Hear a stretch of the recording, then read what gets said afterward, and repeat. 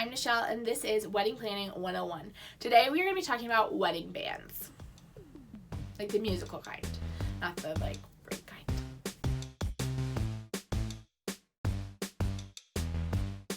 We already talked about DJs, and a lot of the things that I talked about with DJs can apply to wedding bands, but there are also a few things that are different.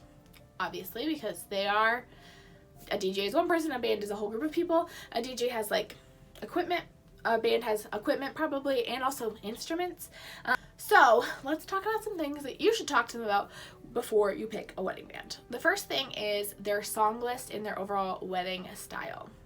I think just asking to see the song list can feel really overwhelming. You're like, yeah, it seems like they play music, and we play music at our wedding, so it's probably a good fit.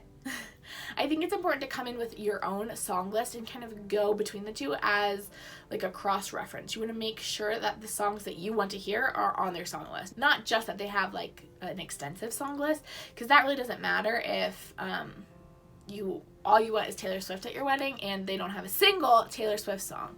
How are you supposed to get married without Love Story? Riddle me that. If you do love them and they don't have some of the songs that are on your song list, ask them if they would be willing to learn a new song and if there's a particular fee for that. A lot of times bands are really open to learning new songs, especially if it's newer music that they will probably need for future weddings. They have no problems expanding their songbook or their song list, but sometimes there is a small fee for adding an additional song. So if there are a lot of songs you're missing, it might not be worth it, but if it's just one or two that you want for a first dance song, maybe that fee, if it's reasonable, is worth it to you. I think it's always a good idea to ask to see some of their performances. Most of the time they will have either a YouTube channel or they will perform at public concerts. Either one can be a great way to kind of get a glimpse into their vibe, their style. I think maybe the most important thing that you can ask them is how they decide what they're playing next. How do they keep the day moving? Do they have a set playlist that they play through, or do they kind of go with the flow and read the crowd, read who's dancing, how to get more people on the dance floor? You really want more of the second option. You don't want them to have a set. This is what we're playing at 9. This is what we're playing at 9:03. This is what we're playing at 9:08. You want them to kind of go with the flow, read the room, and help you to create a party atmosphere that has longevity. The next thing you should talk to them about is about the people.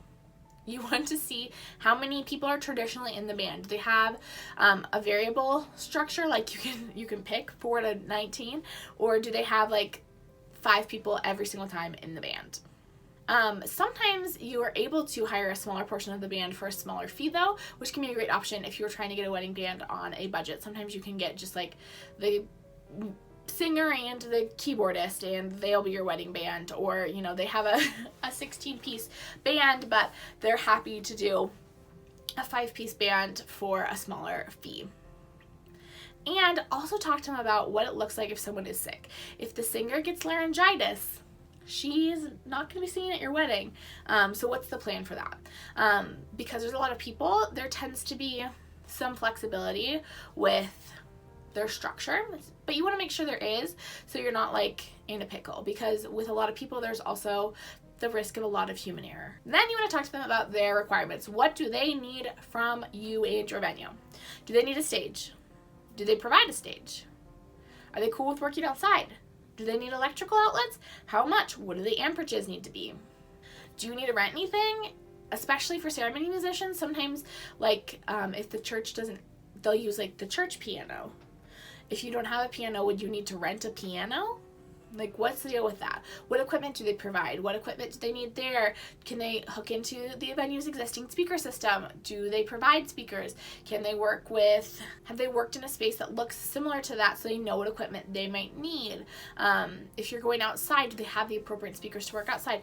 If you're in a really massive, a lot of times with loft spaces with really high ceilings, you need different equipment to make sure the sound isn't just eaten up by the ceiling. Will they provide mics? Can you use those mics for speeches? Will they be emceeing your event? This is a huge one. Will they be okay, now is the cake cutting, or are they just there for the music? Because if they're not emceeing the event, you're gonna have to select your Uncle Jerry to emcee the event, because you do need someone to make those sorts of announcements. Another thing you should talk to them about is what their schedule looks like as far as during the day. Do they require breaks? Probably. It would be very difficult to sing for like 5 hours straight. If they require breaks, how often do they require breaks? Do they all take a break at the same time, or can they like break individually and kind of keep the music going? Most of the time they break at the same time. Do they have like access to music to play while they're on break, or are you going to have to sit in silence while they like have 15 minutes? These are important things to ask and get really clear on, so you know how your day is going to look. Also ask them about vendor meals. Most of the time the band will require vendor meals, as any vendor that's going to be there for the majority of your day. But your band consists of probably a lot of people, so that can actually put a pretty big addition on to the cost of your band. If you have a 10-person band, your vendor meals are $15 each. That's $150 extra for your band costs. So it's important to kind of get clear on that before you book them, so you know you have like a full picture of price. And then I think it's important always to talk about what their packages include and do not include. So how long are they there for? Does that include setup and teardown time? How long typically is setup and teardown time? What equipment is included in their packages? What equipment is an extra fee? What is their cancellation policy? All of those different things that you need to know to make sure that every single vendor, which includes your band, is like on it. Okay, that is all I had for band. It was just a quick one. I would also listen to my video on DJs, because I think I gave a little bit more information about creating your playlists and working with your DJ on style and things, which can be applicable to your band as well. So I will link that video down below, or if I can figure it out, in one of the cards up here. And if this video was helpful for you, or if you have any other questions, if you have questions, leave a comment. If it was helpful, leave a like. If you want more, subscribe. Look, lots of options. Depending, you could do all of them if you wanted. You could have a questionnaire and like this video and want more. So choices are nearly endless. I mean, there's 3 of them, but you can mix them up however you want. That's all I have today. I will see you guys soon. Bye.